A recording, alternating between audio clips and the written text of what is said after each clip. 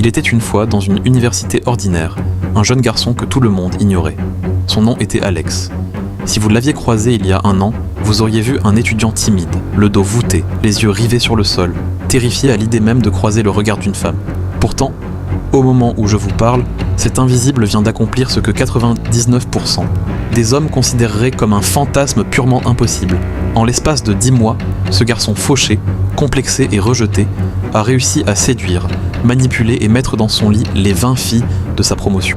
Oui, vous avez bien entendu, les 20, une par une, y compris celles qui le prenaient pour leur serviteur, et y compris celles qui étaient déjà en couple avec des hommes bien plus riches et influents que lui. Comment un homme parti de moins que zéro a-t-il pu court-circuiter la psychologie de 20 femmes différentes au point de devenir leur obsession secrète ? Ce n'est pas cette histoire de chance, et encore moins de physique. C'est l'application froide, méthodique et impitoyable d'une science que la société tente de vous cacher. Dans cette vidéo, vous allez découvrir le plan exact d'Alex, étape par étape. Les livres interdits qu'il a dévorés, la manière dont il a brisé les chaînes de la friendzone, et les techniques de psychologie noire qu'il a utilisées pour gérer plusieurs cibles à la fois, sans jamais se faire attraper. Restez bien attentifs jusqu'à la dernière minute, car la leçon qu'il a apprise à la fin de ce jeu dangereux pourrait bien changer votre vision des relations à tout jamais. Entrons dans la matrice. Tout commence à la rentrée universitaire. Alex s'inscrit dans une filière spécialisée. Le premier jour, en passant les portes de l'amphithéâtre, un frisson lui parcourt l'échine. Le verdict tombe. Ils sont 21 étudiants, 20 filles, et lui, l'unique garçon. Pour n'importe quel homme confiant, cela aurait été le paradis. Pour Alex, c'est un cauchemar éveillé. Paralysé par l'anxiété sociale, incapable de soutenir un regard, il commet l'erreur fatale que font tous les hommes qui ont peur du rejet. Il décide de devenir le gentil ami. Il écoute leurs peines de cœur, il leur porte leur sac, il leur prête ses cours. Il devient le confident asexué, l'homme pansement. En clair, il s'enterre lui-même dans la pire des friendzones. Un après-midi de décembre, la réalité le frappe au visage comme un coup de poing. Alors qu'il est assis à la cafétéria avec 3 filles de sa classe, l'une d'elles, Léa, lâche une phrase en riant. Heureusement qu'Alex est là, c'est un peu comme notre copine sans les drames. De toute façon, ce n'est pas un vrai mec. Ce jour-là, quelque chose se brise en lui. L'humiliation est le plus puissant des carburants. Le soir même, dans sa petite chambre d'étudiant de 9 mètres carrés, Alex recadre sa vie. Il se regarde dans le miroir et prend une décision qui frise la folie. Avant la fin de l'année, elles seront toutes passées par mon lit. Toutes, sans exception. Le lendemain, il confie son projet à son seul ami d'une autre faculté. La réaction est immédiate. Un éclat de rire méprisant.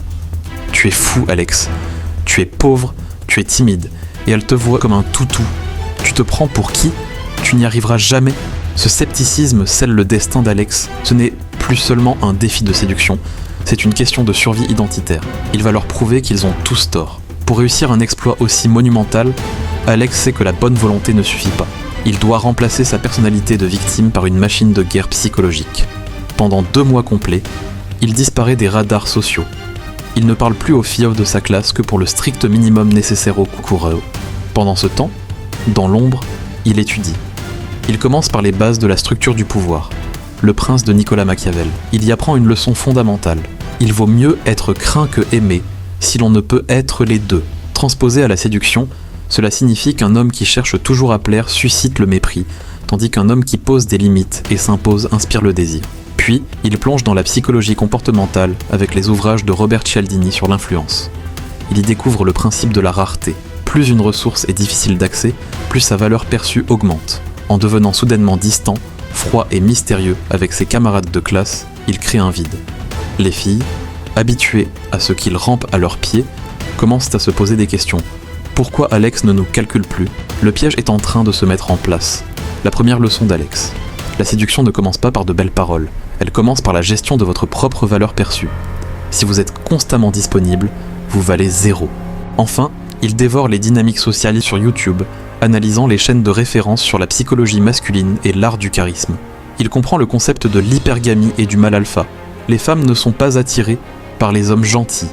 Elles sont attirées par les hommes qui ont un but, une direction, et qui ne négocient pas leur respect. Il commence à s'entraîner physiquement, change sa posture, adopte un ton de voix plus grave, plus lent, et apprend à soutenir le regard sans jamais scier. Février. L'heure de la théorie est terminée. Il faut passer à l'action. Alex sait qu'il ne peut pas attaquer le groupe de front. S'il se fait rejeter lourdement par la première, le mot passera et son plan sera mort-né. Il doit utiliser la stratégie divisée pour régner. Étape 1. Briser la friendzone. Sa première cible est Chloé. C'est celle avec qui il était le plus proche, mais aussi celle qui le respectait le moins. Un soir, elle lui envoie un message pour lui demander de l'aide sur un devoir. Auparavant, Alex aurait répondu en 2 secondes. Cette fois, il attend le lendemain midi pour envoyer un simple « pas le temps en ce moment ». Vois ça avec quelqu'un d'autre. Ce choc thermique émotionnel déstabilise Chloé.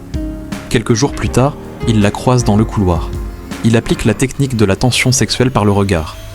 Il la regarde droit dans les yeux, s'approche très près d'elle, lui dit d'un ton bas « tu as changé de parfum ». C'est provoquant, j'aime ça. Puis il s'en va sans attendre sa réponse. Il vient de briser l'image du petit frère. En une semaine, Chloé est obsédée par ce nouvel Alex. Un vendredi soir, après une soirée d'études qu'il a magistralement fait dériver chez lui, la première case est cochée. C'est ici que la psychologie féminine devient fascinante. Dès que Chloé commence à regarder Alex différemment, le reste de la classe le remarque. C'est le principe de la preuve sociale. Les femmes désirent ce que les autres femmes désirent. Alex utilise alors les 5 filles les plus influentes du groupe, le noyau dur. Parmi elles, 2 sont en couple. Pour celles-ci, Alex utilise la technique du contraste émotionnel. Leurs petits amis sont confortables, prévisibles et parfois ennuyeux.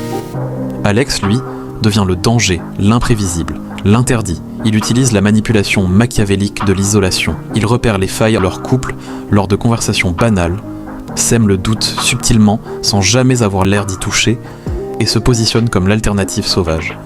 En l'espace de 2 mois, le noyau dur tombe, le compteur. Mais l'histoire d'Alex n'est pas une ligne droite vers le succès. En avril, alors qu'il a déjà séduit 14 filles en barre de la classe, le système commence à se fissurer sous le poids de son propre succès. Le plus grand danger dans une telle entreprise, c'est la communication interne. 20 filles, dans le même espace clos, finissent toujours par se parler. Le point de rupture arrive un mardi après-midi. Alex se retrouve coincé à la bibliothèque avec Sarah et Elodie. Ce qu'il ignore, c'est qu'il a couché avec Sarah la veille et qu'il a rendez-vous avec Elodie le soir même. Les 2 filles commencent à lancer des perches, comparant subtilement les messages qu'elles reçoivent d'un mystérieux garçon. Alex sent la sueur perler sur son front. S'il panique, s'il se justifie, tout s'effondre. Il applique alors une règle d'or de la manipulation à haute intensité. L'inversion de la culpabilité et le détachement absolu. Au lieu de bégayer, il pose son livre, les regarde toutes les 2 avec un sourire arrogant et dit « Vous êtes en train de faire un comité de sélection sur ma vie privée ? Les filles, je vous adore, mais vous n'êtes ni mes mères, ni mes juges.